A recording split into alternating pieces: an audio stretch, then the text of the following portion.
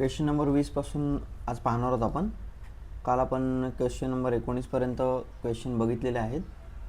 काल आपण जे आहे ते जो क्वेश्चन नंबर 9 बघितला, इक्वेशन बेस होता. त्याच्यानंतर 10 बघितला, ॲव्हरेजचा क्वेश्चन होता. 11चा टाईम स्पीड डिस्टन्सचा क्वेश्चन होता. 12चा पण टाईम स्पीड डिस्टन्सचाच क्वेश्चन होता. हा सेम डायरेक्शन होता. हा 11वा क्वेश्चन जो आहे तो अपोजिट डायरेक्शनचा होता, तो आपण बघितला कसा सॉल्व करायचा. 13वा क्वेश्चन जो आहे तो सीसॅट 2025चा ॲज इट इज क्वेश्चन विचारलेला होता रिझनिंगवर, लॉजिकल रिझनिंग. 14 नंबरचा क्वेश्चन आहे तो सुद्धा आपण बघितलेला आहे. हा LCMचा क्वेश्चन होता. 15 नंबरचा question matrix base, logic base question. त्याच्यानंतर 16 नंबरचा जो क्वेश्चन आहे तो पण आपण बघितलेला आहे. 17 नंबरचा क्वेश्चनसुद्धा बघितलेला आहे. 17 नंबरचा क्वेश्चन हे 2 इक्वेशन फॉर्म करूनसुद्धा करू शकता, नाहीतर मग आपण डायरेक्ट ऑप्शननी सॉल्व करायचा अशा पद्धतीने सॉल्व केलेला आहे. हा question number 18 as it is question आहे UPSC प्रिलिमचा 2026चा. तो पण इक्वेशन लवकरात लवकर कसे सॉल्व करायचे, आन्सरपर्यंत कसं जायचं हे सुद्धा आपण बघितलेलं आहे. क्वेश्चन नंबर 19 आपण जो आहे तो जो आहे हे पण बघितलेलं आहे आपण की 2 कंडिशन फॉर्म होतात. ते दोन्ही कंडिशन, एक कंडिशन या साईडला, एक कंडिशन या साईडला आपण लिहिलेली आहे. आणि मग स्टेटमेंट 1 स्टेटमेंट 2 चेक केलं, त्यावेळेस आपल्या लक्षात आलं की ह्याचा आन्सर जे नायदर 2 आहे. हा पण क्वेश्चन आपण सॉल्व केला. तर आज आपण क्वेश्चन नंबर 20 बघूया. क्वेश्चन नंबर 20मध्ये काय दिले ते बघूया पहिले. Direction in a certain code language captain is written as pacton and freedom is written as ERFE down using the same code how can triangle be written. तर ठीक आहे. आता आपल्याला सर्वात पहिले बघायचं आहे की पॅक्टन आणि कॅप्टन जो आहे, हा कॅप्टन जो वर्ड आहे आणि हा पॅक्टन जो वर्ड आहे ह्याच्यामध्ये काय सिमिलरिटी आहे, आणि फ्रीडम जो वर्ड आहे आणि हा त्याचा जो रिलेटेड वर्ड आहे त्याच्यामध्ये काय सिमिलरिटी आहे, त्यानुसार आपल्याला ट्रायंगलची सिमिलरिटी शोधायची. तर नीट ऑब्झर्व केल्यावर आपल्याला असं लक्षात येतं की कॅप्टन हे जे दोन हे आहेत, ह्या कॅप्टन जो वर्ड आहे त्याला आपण 2 ह्याच्यामध्ये डिवाईड करू. ठीक आहे. 2 बघा, CAP पर्यंत त्याला आपण डिवाईड करू. CAP हा आणि तीन वर्ड जे आहेत तिथपर्यंत आपण त्याला डिवाईड करू. ह्याला पण 3 वर्ड पण डिवाईड करू आणि ह्याला पण 3 वर्डपर्यंत डिवाईड करू. तर ह्याच्या पुढचा जो पार्ट आहे हा सेमच आहे, TAIN ED-ROM. ठीक आहे. आता ह्यांनी काय केलं आहे की हा जो पहिला जो वर्ड आहे FRE ह्याला त्यांनी उलटं करून लिहिलं आहे ERF. जसं CAP ह्याचं PAC असं उलटं करून लिहिलं ना, तसंच आता हा ट्रायंगलच्या बाबतीत पण असणार आहे. ह्याला आपण काय करू, पहिले 3 वर्ड सोडून डिवाईड करू. पहिले 3 वर्ड आणि लास्टचे जे वर्ड आहेत, तर शेवटला अँगल असायला पाहिजे. आता कुठल्या ऑप्शनमध्ये अँगल आहे, अँगल हा बघा, हा ऑप्शन अँगल नसल्यामुळे हा ऑप्शन कट होतो, बरोबर. हा अँगल आहे, हा पण अँगल आहे. आता TRIचं काय येणार आहे, उलट होणार आहे. हा I इकडे येणार आहे, I इकडे येणार आहे, IRT ANGLE. IRT तर हा पण RT आहे, IRT बघा, IRT ANGL. तर ह्या क्वेश्चनचा आन्सर जे आहे ऑप्शन नंबर D करेक्ट आहे. क्वेश्चन नंबर 21 बघूया. P is equals to 40% of A plus 65% of B and Q is equal to 50% of A and 50% of B, where A is greater than B. हे condition दिलेली आहे. In this context which of the following statement is correct, आणि हे option दिलेले आहेत. P is greater than Q, Q is greater than P, P is equal to Q, none of the above can be concluded with certainty. ठीक आहे. तर हे काढण्यासाठी आपल्याला पहिले P ची व्हॅल्यू आणि Q ची व्हॅल्यू काढावी लागेल. P आणि Q ची व्हॅल्यू काढण्यासाठी आपल्याला ज्या दिलेल्या जी इन्फॉर्मेशन आहे ती सफिशियंट आहे का, कारण की इथे 2 व्हेरिएबल दिलेत, 2 इक्वेशन आहेत आणि 2 व्हेरिएबल आहेत, बरोबर. तर 2 इक्वेशन आणि 2 व्हेरिएबल असल्यास आपण कुठलंही एक जे व्हेरिएबल आहे त्याला आपण हे करू शकत नाही, पुट करू शकत नाही. कारण की इक्वेशन जास्त आणि व्हेरिएबल कमी असतील तर आपण कुठलंही एक, समजा 3 इक्वेशन असतील, 2 व्हेरिएबल असतील तर आपण एक व्हेरिएबलला पुट करून व्हॅल्यू काढू शकतो. पण इथे काय आहे, अनसर्टन्टी आहे. जसं की इथे 40% ऑफ ए आणि 60% ऑफ बी, तर आपल्याला ए आणि बीची व्हॅल्यू माहीतच नाही, तर आपण हे सॉल्व कसं करणार? हां, बरोबर आहे ना, आपल्याला ह्यांची व्हॅल्यू माहीतच नाही, तर सॉल्व करू शकत नाही हा क्वेश्चन. हा UPSC प्रिलिम 2017मध्ये विचारलेला ॲज इट इज क्वेश्चन CHच्या CSET पेपरला आलेला आहे बघा. तर आपल्याला ए आणि बीची व्हॅल्यू माहीत नसल्यामुळे ह्याचं जे क्वेश्चनचं आन्सर असेल none of the above can be concluded with certainty. बरोबर. आता आपण क्वेश्चन नंबर 22 बघू. A basket content 6 blue 2 red आणि 4 green balls and 3 yellow balls. ठीक आहे, 6 blue 2 red 4 green and 3 yellow balls. If 4 balls are picked up at random, if 4 balls pick up at random, what is the probability that 2 are red and 2 are green? ठीक आहे, आता आपल्याला सर्वात पहिले काय करायचं आहे, टोटल बॉल्स किती आहेत ते काउंट करायचे आहेत, है ना. टोटल बॉल्स किती काउंट, हा प्रोबॅबिलिटीचा क्वेश्चन आहे बघा, हा प्रोबॅबिलिटीचा क्वेश्चन विचारलेला आहे. टोटल बॉल्स किती आहेत ते काउंट करायचे आपल्याला. 6, 2, 8 आणि 4 12, 12 आणि 3 15, तर टोटल बॉल्स किती आहेत? 15. आता प्रोबॅबिलिटी काढण्याचा एक फॉर्म्युला आहे, बरोबर. प्रोबॅबिलिटी काढण्याचा फॉर्म्युला काय आहे की हा फॉर्म्युला तुम्हाला माहीत असला पाहिजे. NK इज इक्वल टू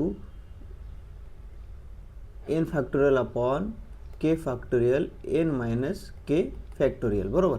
तर N म्हणजे काय? N म्हणजे टोटल बॉल्स किती आहेत आणि K म्हणजे काय? आपल्याला फेवरेबल आउटकम म्हणजे टोटल नंबर ऑफ वेज काय आहे. आता इथं काय दिलं, if 4 balls are pick up at random. हां, म्हणजे 4 बॉल 15मधून रँडमली सिलेक्ट केले, तर ते कसं टोटल वेज किती असतील त्याचे, तर total ways is equal to N factorial म्हणजे 15 factorial by K factorial 4 factorial आणि 15 वजा 4 11 फॅक्टोरियल. बरोबर. आता याची व्हॅल्यू आपल्याला काढायची, ती व्हॅल्यू कशी काढणार आपण, तर 15 फॅक्टोरियल आपण कसं लिहितो, 15 गुणिले 14 गुणिले 13 गुणिले 12 गुणिले 11 फॅक्टोरियल, कारण की तो 11 फॅक्टोरियल ना तो कट होणार आहे. हां, इथे 4 3 2 1 हां, आणि इंटू 11 फॅक्टोरियल आहे ना, तर हा 11 फॅक्टोरियल हा 11 फॅक्टोरियल कट होईल. मग ही जी व्हॅल्यू येईल, ही व्हॅल्यू येईल, ही काय व्हॅल्यू येईल, आता ही व्हॅल्यू कॅल्क्युलेट केला, 4 त्रिक 12, हे 12 गेले आणि 2 7 14, मग 7 5 35 गुणिले 13 किती, 7 5 35 गुणिले 13, 35 गुणिले 13 काय येतं 1365, 35 गुणिले 13 1365. ठीक आहे. आता हे काय झालं, टोटल वेज झाली, पण ह्याच्यामध्ये पण काय दिलं आहे की 4 बॉल्स आहेत, त्याच्यामध्ये 2 रेड आहेत आणि 2 ग्रीन आहेत. मग आता फेवरेबल आउटकम्स काढायचे आहेत आपल्याला, बरोबर. Favourable outcomes. मग आता रेडसाठी कसं असेल फेवरेबल आउटकम्स, टोटल बॉल किती रेडचे 2 हां, आणि त्यातून आपल्याला 1 बॉल काढायचा आहे. टोटल बॉलमध्ये टोटल जे आहेत रेड बॉल 2, त्यातून प्रोबॅबिलिटी किती असेल, 2च असेल ना, मग 2 भागिले 2 1. ठीक आहे. आणि फॉर ग्रीनसाठी किती असेल, ग्रीनमध्ये बघा टोटल बॉल किती आहेत, ग्रीनचे टोटल बॉल किती आहेत, 4 ग्रीन बॉल आणि 2 ग्रीन बॉल आहे ना, म्हणजे ह्याची प्रोबॅबिलिटी काय असणार आहे, तर 4 2 हां, तर 4 factorial by 2 factorial is equal to ह्याची जी प्रोबॅबिलिटी असेल 4 into 2 into 2 factorial into 2 into 1 into into 1 है ना, मग ह्याची जी असेल प्रोबॅबिलिटी ती 12.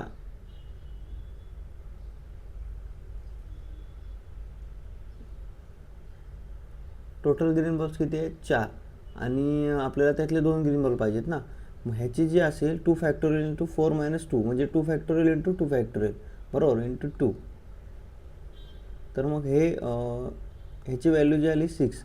मग टोटल नंबर ऑफ वेज किती आहेत, टोटल नंबर ऑफ वेज किती आहेत, 1365. आणि फेवरेबल जे आउटकम आहेत रेड बॉलसाठी 1 आहे आणि ग्रीन बॉलसाठी 6 आहे, तर आपल्याला फेवरेबल वेज काढायचे आहेत, बरोबर. फेवरेबल वेज काढण्यासाठी आपण ह्या 1 आणि 6चं मल्टिप्लाय करतो, तर तो 6 येतो. मग आता प्रोबॅबिलिटी काय असेल, प्रोबॅबिलिटी काय विचारले, what is the probability that 2 are red and 2 are green. मग probability is equal to total number of favourable outcomes, total number of ways आणि रिक्वायर्ड वेज आणि टोटल नंबर ऑफ जे आहे वेज. मग ह्याचं जे व्हॅल्यू आले ती 2/455. ते ऑप्शन नंबर डी आन्सर आहे. ठीक आहे, हा प्रोबॅबिलिटीचा क्वेश्चन आहे. फॉर्म्युला माहीत असला पाहिजे तरच तुम्ही हा सॉल्व करू शकता. नेक्स्ट क्वेश्चन बघूया.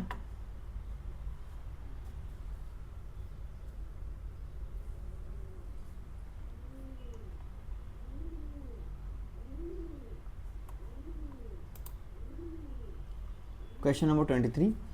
At what time between 9 o'clock and 10 o'clock will the hands of wash together?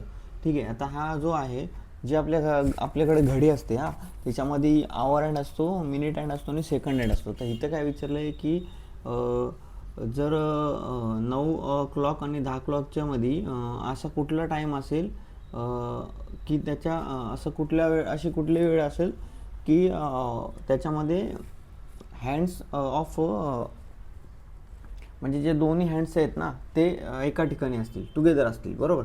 तर पहिले म्हणजे आपल्याला माहीत असलं पाहिजे की मिनिट हँड जो आहे, मिनिट हँड तो एका मिनिटमध्ये किती शिफ्ट होतो. तर टोटल किती मिनिट्स आहेत, जे एक आहे बघा, एक मिनटं.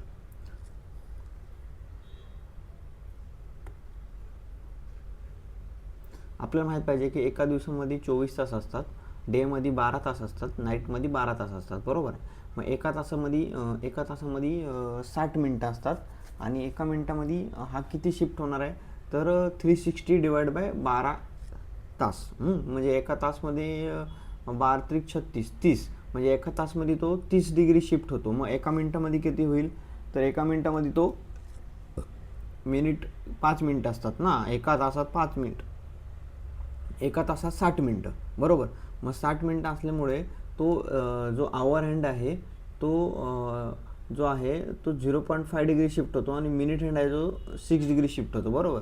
मग आपल्याला रिलेटिव्ह स्पीड काढायचं. आता हे एकाच डायरेक्शनमध्ये मूव्ह होत आहेत, मग ह्यांचं 6 - 0. हा रिलेटिव्ह स्पीड आला. ह्याचं आपण कन्वर्जन केलं 11.2 पर मीटर. ठीक आहे, 11.2 डिग्री पर मीटर आलं, बरोबर. आता आपल्याला काढायचं आहे 9 o'clock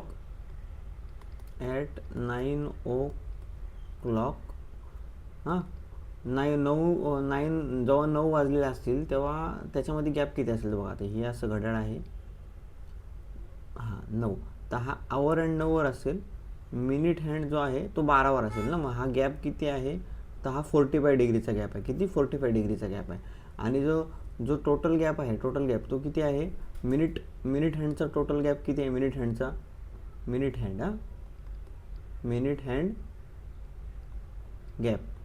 हँड गॅप किती असेल तर 45 × 6 तो असेल 270 डिग्री, बरोबर. म्हणजे मिनिट हँड एका मिनिटाला 6 डिग्री शिफ्ट होतो. तर तो टोटल जो ह्या पिरियडमध्ये किती शिफ्ट होईल तर तो 45 डिग्री गुणिले 6 म्हणजे 270 डिग्री शिफ्ट होतो. आता आपल्याला माहिती आहे की time is equal to distance upon relative speed आहे ना. Time is equal to distance upon relative speed. मग आता डिस्टन्स किती झालं टोटल 270 डिग्री. आणि आपल्याला काढायचे की कुठल्या टाईमला ना, तर मग आपण ऑलरेडी जे आहे रिलेटिव्ह स्पीड काढलेलं आहे 11/2, बरोबर. आता हे आपण कॅल्क्युलेट केलं तर ह्याची व्हॅल्यू येते 540/11. आता ह्याचं तुम्ही कन्वर्जन कराल तर ते तुम्हाला असं येईल की 49 1/11 पास 9 आहे ना. म्हणजे 9 नंतर ह्या टायमाला तो क्लॉक हँड्स जे आहे ते टुगेदर असतील. आता हा क्वेश्चन बघूया. Question number 24.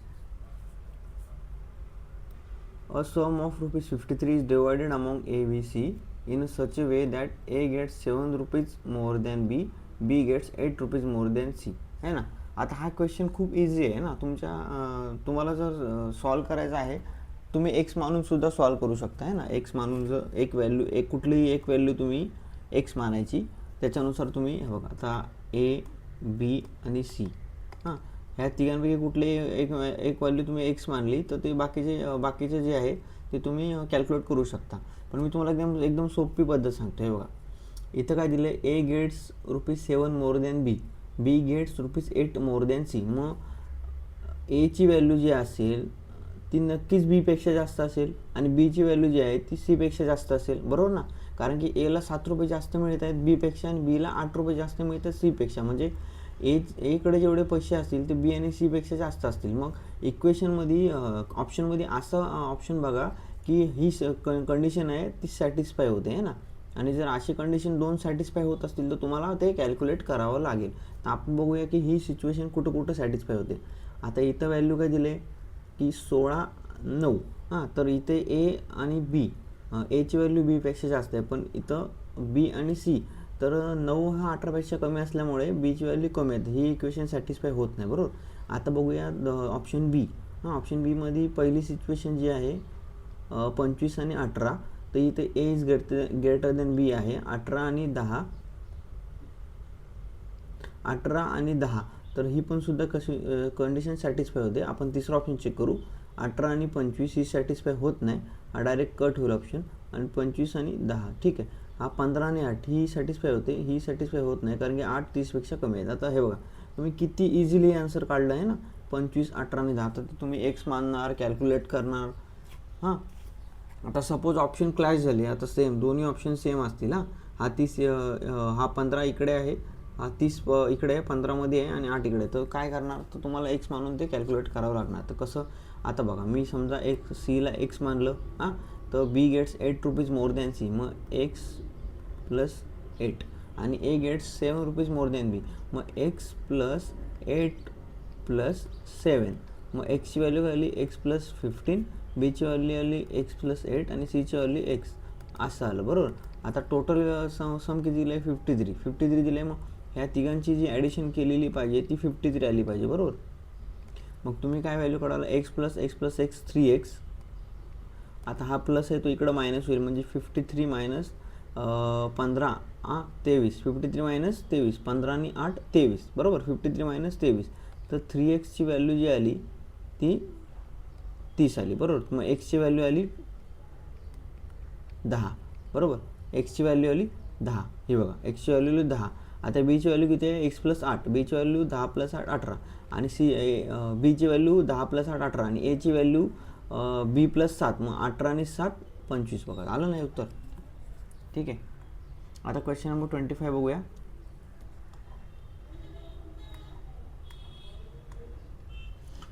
To statements are given followed by conclusion. हा सिलोजिझमचा क्वेश्चन आहे. Syllogism, all horses are cows आणि ऑल हॉर्सेस आर व्हाईट. ह्या दोन जे स्टेटमेंट दिलेत आणि ह्याच्या बेस कन्क्लुजन आहे ऑल काऊज आर व्हाईट आणि सम काऊज आर नॉट व्हाईट, ठीक आहे. तर आपण बघूया की ह्याचं काय आहे. तर इथे वेन डायग्राम मी काढलेली आहे बघा. ऑल हॉर्सेस आर काऊज ना, बरोबर. आता ऑल हॉर्सेस आर काऊज, बरोबर. एक छोटा सर्कल काढला आणि त्यात पूर्ण काऊजमध्ये हॉर्सेसला इन्क्लूड केलं. आणि ऑल हॉर्सेस आर व्हाईट, तर इथे ऑल हॉर्सेस आर व्हाईट. ह्या दोन सिच्युएशन इथं ड्रॉ केल्या, बरोबर. ह्याला दुसरी एक मेथड आहे पण ही सोपी वाटते मला म्हणून मी तुम्हाला शिकवते. पण ह्या मेथडनी थोडं समजायला तुम्हाला सुरुवातीला थोडं समजायला अवघड जाईल, पण तुम्ही जसं जसं सॉल्व कराल तुम्हाला हे समजेल क्वेश्चन, ठीक आहे. पहिलं बघूया conclusion. All cows are white, all cows are white. तर ह्या दोघांमध्ये रिलेशन काय आहे, काऊज आणि व्हाईटमध्ये काही रिलेशन बिल्ट होत आहे का, तर नाही होत, कारण की डायरेक्टली एस्टॅब्लिश नाही होत, बरोबर. मग हे जे कंक्लुजन आहे ते रॉंग आहे. सम काऊज आर नॉट व्हाईट. आता मला सांगा, ह्या दोघांमध्ये जर काही डायरेक्टली कंक्लुजन होतच नाही आहे, तर काऊज आणि व्हाईटमध्ये काही रिलेशन बिल्टच होत नाही ना, मग हे सेकंड स्टेटमेंट कंक्लुजनसुद्धा रॉंग आहे. तर ह्याचं आन्सर जे आहे नायदर कंक्लुजनवर nor conclusion two, option C हे याचं आन्सर आहे, बरोबर. आता पहिली जी वेन डायग्राम आहे त्याच्यावरनं काय काय येऊ शकतं, तर all horses are काऊज, some काऊज R horses, है ना, सम काऊज आर हॉर्सेस, अशा दोन सिच्युएशन होतील. इकडे काय होतील, ऑल हॉर्सेस आर व्हाईट आणि सम व्हाईट आर हॉर्सेस, है ना, अशा दोन सिच्युएशन होतील, ठीक आहे. आता आपण बघूया क्वेश्चन नंबर 26. तर क्वेश्चन नंबर 26 जो आहे तो पॅसेज आहे. तो पॅसेजसुद्धा विचारलेला आहे की UPSC प्रिलिम 2014मध्ये हा पॅसेजबद्दल विचारलं होतं. हे बघा इथे दिलेलं आहे. म्हणजे हा पॅसेज जो आले आहे हिमालयन इकोसिस्टीम, हिमालयन इकोसिस्टीमबद्दल विचारलेला आहे पॅसेज.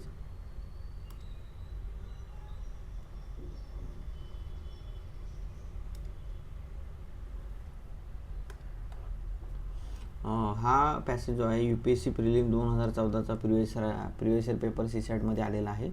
तुम्ही हा पाहू शकता. आपण नंतर सॉल्व करणार आहोत पॅसेज कसा सॉल्व करायचा. सध्या आपण जे आहे ते क्वेश्चन्स पाहणार आहोत मॅथ्स रिजनिंगचे.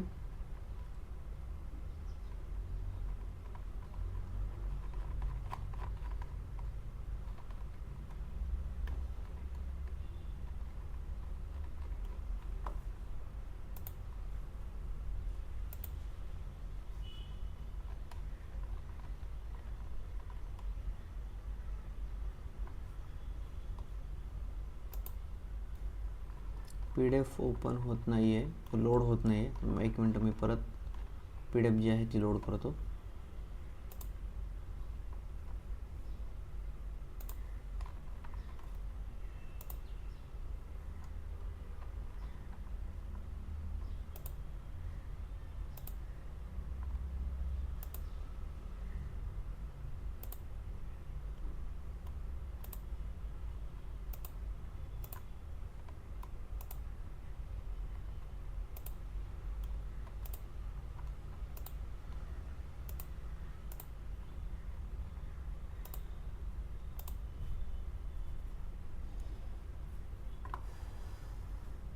ठीक आहे, आपण थांबूया. PDF लोड होत नाही आहे ना. PDF लोड झाल्यावरती आपण ठीक आहे झाली प्लेड. ठीक आहे, ओके ओके. हां, तर आपण काय बघत होतो की हा पॅसेज जो आहे हा UPSC प्रिलिम 2014मध्ये विचारलेला आहे. आता आपण नेक्स्ट पॅसेज बघूया. हां, पॅसेज नंबर 2सुद्धा UPSC प्रिलिम इथे दिलेलं आहे. पॅसेज UPSC प्रिलिम 2014चा as it is previous year paper आहे. ट्रीजचा बेस, एन्व्हायरमेंट बेस क्वेश्चन हा पॅटर्न आहे. ठीक आहे, आता आपण बघूया पुढे पॅसेज नंबर 3. हां, UPSC प्रिलिम 2015चा पॅसेज आहे बघा, आहे ना. ॲज इट इज पॅसेज आहे, काहीही चेंज नाही आहे त्याच्यामध्ये. हां, पॅसेज नंबर 4 बघूया. हा सुद्धा पॅसेज आहे UPSC प्रिलिम 2015चा ॲज इट इज पॅसेज आहे. CSATचा पेपर पूर्ण प्रिवियस इयर पेपर जर तुम्ही UPSC केले असतील तर सॉल्व करायला खूप इझी गेला असेल. हा पॅसेज नंबर जो आहे हा मायकल फेल्प्सचा आहे. तर हा थोडा ऑलिम्पिक बेस त्याची स्टोरी आहे. त्याच्यामध्ये हा पण पॅसेज आपण सॉल्व करणार आहोत की त्याच्याबद्दल काय क्वेश्चन विचारलेले आहेत.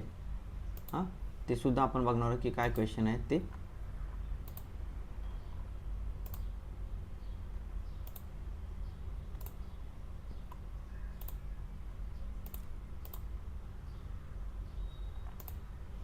ठीक आहे, तर आपण हा एक प्रोबॅबिलिटीचा क्वेश्चन बघूया.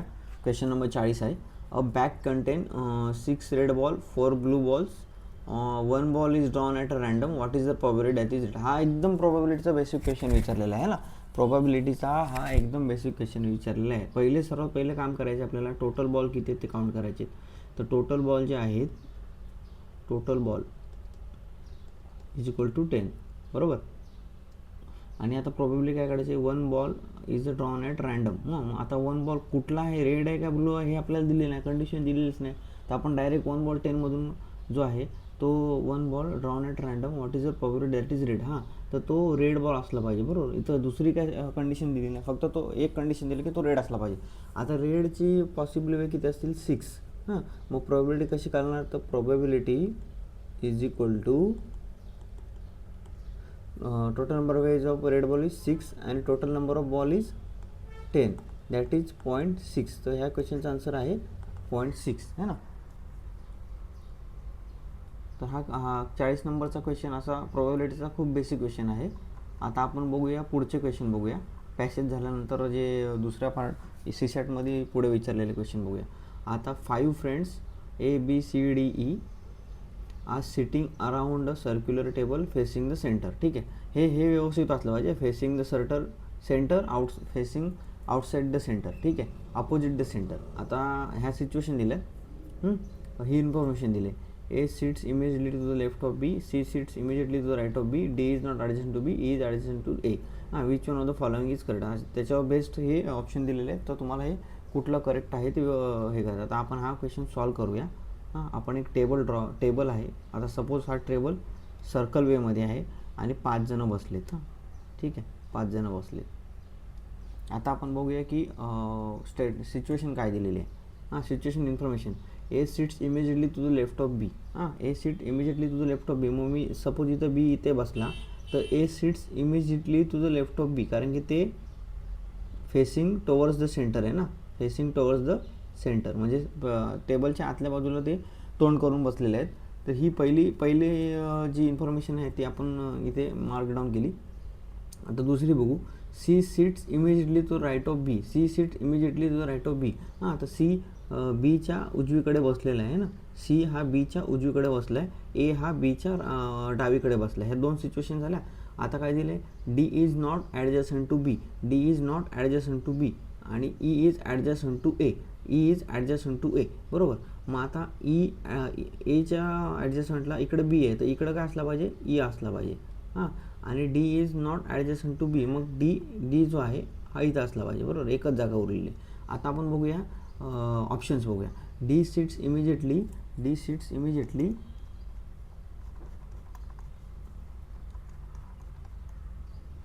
हां, ऑप्शन बघूया. D sits immediately to the left of C आहे का, D sits immediately to left of C, नाही, हे चुकीचं आहे. कारण की तुम्ही बघा सीच्या लेफ्टला कोण बसलेलं आहे, बी बसलेलं आहे. हां, तर कोण बसलेलं आहे, बी बसलेलं आहे. तर इथे जे आहे इथे बी असलं पाहिजे, बरोबर. इथं काय, E sits immediately to right of A. हां, तर ई जो आहे एच्या उजवीकडे बसलेला आहे, तर ई जो आहे एच्या उजवीकडे, तर एच्या उजवीकडे कोण बसलं आहे बघा, बी बसलं आहे, बरोबर. इथं पण काय असलं पाहिजे, बी असलं पाहिजे. मग हे पण जे आहे ऑप्शन तो चुकीचा आहे. C sits immediately to left of A, sorry, C sits immediately to the left of D. आता डी आहे, डी, तर डीच्या डावीकडे हा सी बसलेला आहे, तर ही सिच्युएशन बरोबर आहे बघा. हां, तर हा ऑप्शन आपण करेक्ट करून देऊ.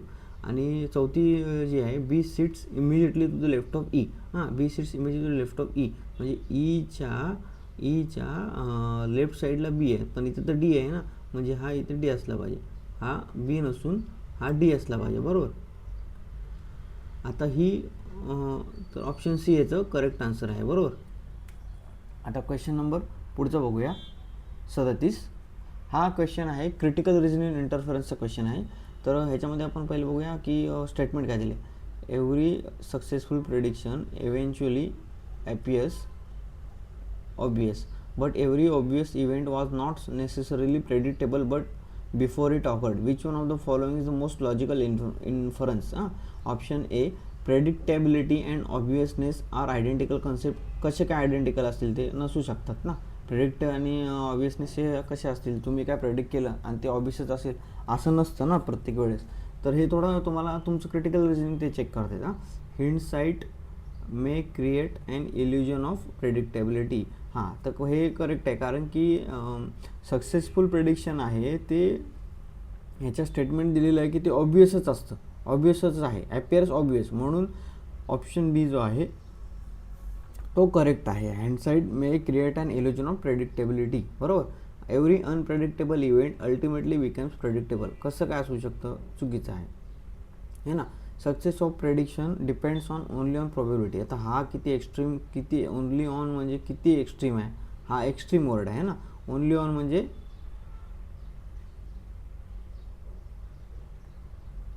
हा एक्स्ट्रीम वर्ड आहे, बरोबर.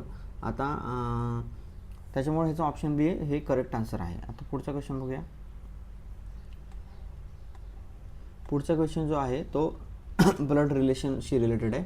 Pointing to a woman Arun said she is the daughter of the only son of my grandfather's only daughter. हां, how is the woman related to Arun. ह्या क्वेश्चनमध्ये हा क्वेश्चन सॉल्व करताना तुम्ही काय करा, 2 पार्टमध्ये सॉल्व करा, म्हणजे तुम्हाला इझी जाईल, है ना. 2 पार्टमध्ये सॉल्व कराल तर तो तुम्हाला इझी जाईल क्वेश्चन. कसं ते सांगतो थांबा. आता बघा, she is the daughter of the only son of my grandfather's only daughter, है ना. आता तुम्ही काय करा, हा मायपासून एक पार्ट घ्या आणि मायच्या पुढचा एक पार्ट वेगळा आणि मायच्या नंतरचा एक पार्ट वेगळा. तर आता तुम्ही काय करा, माय ग्रँडफादर्स ओनली डॉटर ना. मग सपोज आता इथं अरुण आहे. हां, अरुण आहे, तर अरुणनी काय दिलं आहे की माय ग्रँडफादर्स ओनली डॉटर. तर अरुणचे ग्रँडफादर असतील ते इथे असतील. हां, प्लस म्हणजे आपण प्लस मायनस थोडं करूया, कारण प्लसला मेल करूया, मायनसला फिमेल करूया. तर माय ग्रँडफादर्स ओनली डॉटर, तर अरुणचे ग्रँडफादरची ओनली डॉटर जी आहे इथे आपण आपल्याला माहीत नाही कोण आहे, तर मायनसने आपण इंडिकेट केलं. आता she is the daughter of only son of only son of only son of my grandfather's only daughter. मग आता ओनली सन असल्यामुळे हा अरुणच असणार आहे ना. ओनली सन असल्यामुळे हा अरुणच असलेला आहे. आणि she is the daughter, she is the daughter म्हणजे ही इथे येईल डॉटर मायनस, बरोबर. मग how the woman is related to Arun. तर वुमन काय आहे, ही त्याची मुलगी आहे ना, डॉटर आहे. अरुणची ही डॉटर आहे ना. बघा एकाच स्टेटमेंटमध्ये 4 जनरेशन आलेले आहेत डायरेक्ट. अरुण आहे, त्याची आई आहे, तिचे वडील आहेत आणि अरुणची मुलगी आहे. असे एकाच स्टेटमेंटमध्ये 4 जनरेशन दिलेले आहेत. हे तुम्हाला व्यवस्थित सॉल्व करावं लागेल. त्याच्यानंतर आहे हा क्वेश्चन जो नंबर सिरीजचा क्वेश्चन आहे. ह्याच्यामध्ये बघताय आपण ऑब्झर्वेशन करावं लागेल तुम्हाला पहिले. 2, 5, 7, 2, 5, 11, 23, 47 इथे काय असलं पाहिजे. तर हा क्वेश्चन सॉल्व करताना तुम्हाला एक तर रिलेशन बिल्ड करावं लागेल. पहिला आणि दुसरा नंबर, दुसरा तिसरा नंबर असं ऑब्झर्व करून पहिला किंवा तिसरा नंबर, तिसरा किंवा असा सिरीजमध्ये करावं लागेल ना. तर हा सॉल्व करताना 2 अप्रोचेस आहेत. पहिलं मी जो आहे यांचा डिफरन्स काढला, ठीक आहे. 2 आणि 5च्या मध्ये 3 आहे. 5 आणि 6, 5 आणि 11मध्ये 6 आहे. 11 आणि 23मध्ये 12 आहे. 23 आणि 47मध्ये 24 आहे. तर आता बघा हा डिफरन्स कसा चालू आहे. 3 दुणे 6, 6 दुणे 12, 12 दुणे 24 ना. मग 24 दुणे इथे 48 असलं पाहिजे ह्या दोघांचा डिफरन्स, बरोबर आहे, एक्स. तर 47 + 48 किती येतील. 47 + 48 केल्यावर 95 येतं. हा असा एक अप्रोच आहे सॉल्व करायचा, बरोबर. त्याचा ऑप्शन सी आन्सर आहे. आणि दुसरा एक अप्रोच आहे की जर तुम्ही ही पहिली संख्या आहे तिला धरून जर सॉल्व केला तर कसं होईल की एक्स एन -1 + 1 म्हणजे पहिली 2 एक्स एन = 2 घेतला आपण. पहिली 2 घेतली, मग 2 × 2 - 2 × 2 + 1 म्हणजे 5 येईल, बरोबर. 2 × 2 + 1 5 आलं. आता दुसरी सिच्युएशन कशी असेल. 5 × 2 + 1 11, बरोबर आहे ना. 11 दुणे 22 + 1 23, 23 दुणे 46 + 1 47, 47 दुणे 47 दुणे 2 47 दुणे 94 + 1 95. ही एकदम सोपा कन्सेप्ट आहे हा पण, ठीक आहे. अशा पद्धतीने ना एक तर डिफरन्स काढला आणि त्याच्यानंतर पण डबल डिफरन्स पण असू शकतो. ती थोडी हार्ड करायची झाली तर डबल डिफरन्स असू शकतो. तर अशा पद्धतीने आपण 40 नंबर क्वेश्चन पण बघितला. तर आपण आत्तापर्यंत सीसॅटचे जे आहेत ते टोटल जे क्वेश्चन आले होते ह्याच्यावरती क्वांटिटेटिव्ह, ॲप्टिट्यूड, रिझनिंग एबिलिटी आणि बेसिक न्यूमरेसीमध्ये इंटरफरन्सचे ते 22 क्वेश्चन आपण टोटल 55 मार्काचे जे आहेत ते आता सॉल्व केलेले आहेत. आपण नेक्स्ट लेक्चरमध्ये जे आहे पॅसेजेस जे आहेत 18 क्वेश्चन आहेत, पॅसेजेस बेस 18 क्वेश्चन ते 45 मार्काला आहेत. ते कसे सॉल्व करायचे ते आपण नेक्स्ट लेक्चरमध्ये बघणार आहोत. तर आपण ह्या लेक्चरमध्ये इथे थांबूया. धन्यवाद.